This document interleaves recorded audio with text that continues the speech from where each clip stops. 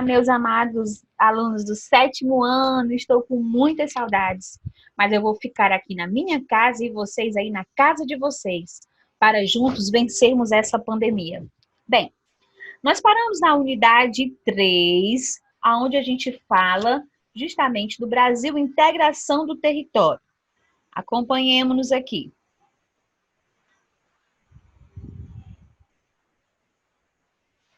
No livro de vocês, página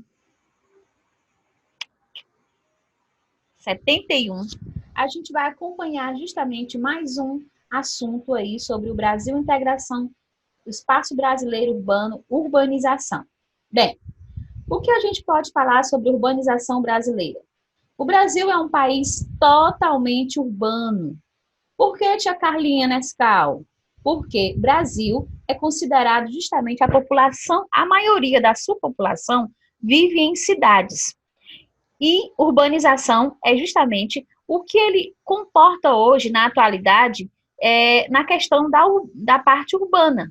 Quem deixa o lado rural para viver na área urbana, assim, o nosso país vem crescendo muito na questão da urbanização brasileira. Hoje, o Brasil tem uma população de mais de 41 milhões de pessoas que vivem em áreas urbanas do Brasil. Acompanhamos na página seguinte, na página 73. Na página 73, a gente vai começar falando sobre rede urbana e as migrações pendulares. Vamos lá. O que a gente pode formar por rede urbana? É justamente a articulação das cidades que se concentram um objetivo em comum, tá? Quando a gente relaciona justamente rede urbana, a gente pode também relacionar isso a regiões metropolitanas, quando uma depende uma da outra. Como assim, professora? Bem, depender da outra é quando eu preciso da outra cidade vizinha para que eu possa buscar um setor industrial, um setor agrícola, um setor de saúde, uma área de saúde ou outras coisas mais, tá? Então, quem relaciona-se, quem precisa desses principais serviços, a gente relaciona-se justamente a uma rede chamada de rede urbana, onde a gente faz a interligação justamente de alguns serviços como indústria, comércios e serviços. As migrações pendulares, a gente pode explicar dizendo que são justamente o fluxo de pessoas que moram na cidade, mas trabalham nas regiões vizinhas, nas áreas metropolitanas. Muitos dos pais de vocês, dos nossos familiares, faz esse deslocamento. Vamos um exemplo. Uma pessoa que mora em Fortaleza, mas trabalha em Aquiraz, no Eusébio, Caucaia, Maracanaú, são pessoas que fazem migrações pendulares, porque diariamente eles fazem esse trajeto Fortaleza, capital, a uma região metropolitana ou a uma rede urbana. Hierarquia urbana.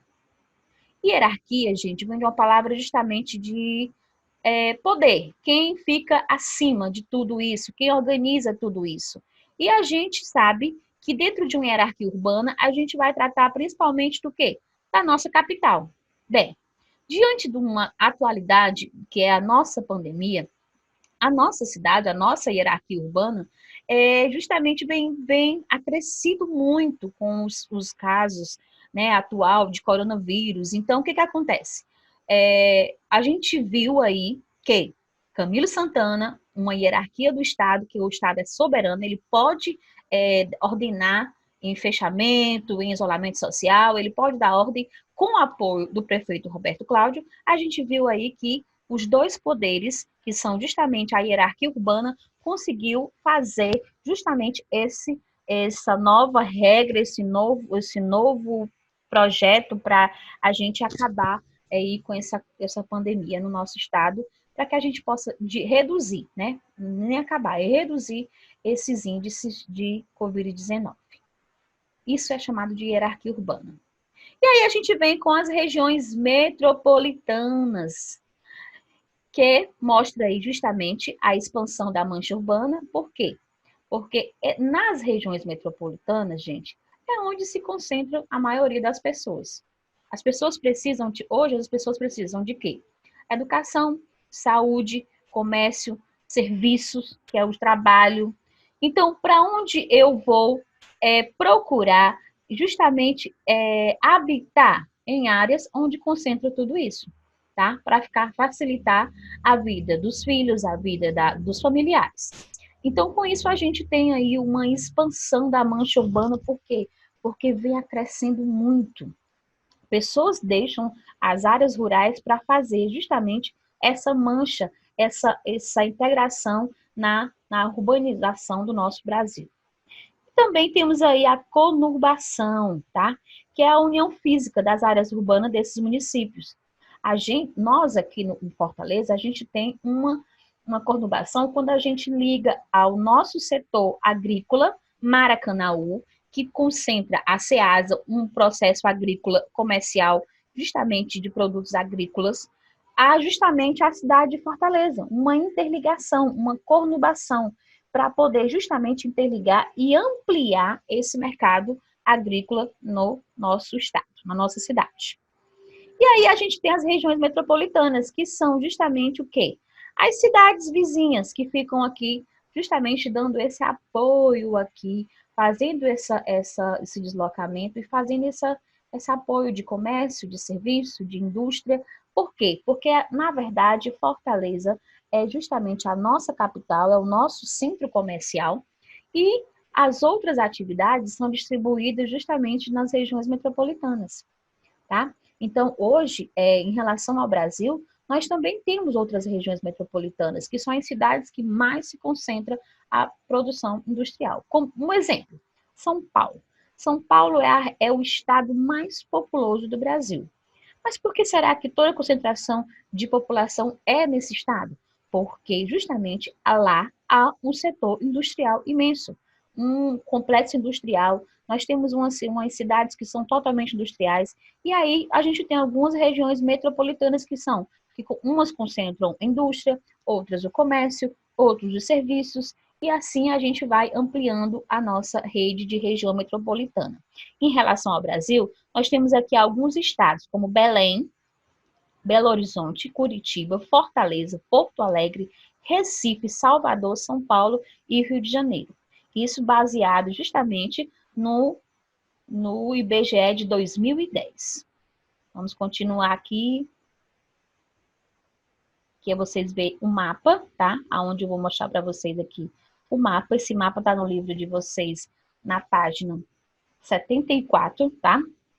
E aonde ele mostra aí no mapa as regiões metropolitanas brasileiras, né? Fortaleza está aí destacado em cima, e ainda mais o Cariri, lá embaixo, aonde também é considerada outra região metropolitana.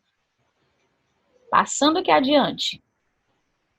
A gente vai passar aqui agora para o tema 2, a indústria. E como tudo isso deu início aqui no Brasil? Bem, o setor industrial ele veio para o Brasil em 1929, a crise de 29, com a Revolução Industrial. O Brasil fez acordos com outros países estrangeiros para trazer a indústria para o Brasil. Com isso, gente, veio vários problemas sociais. Por quê?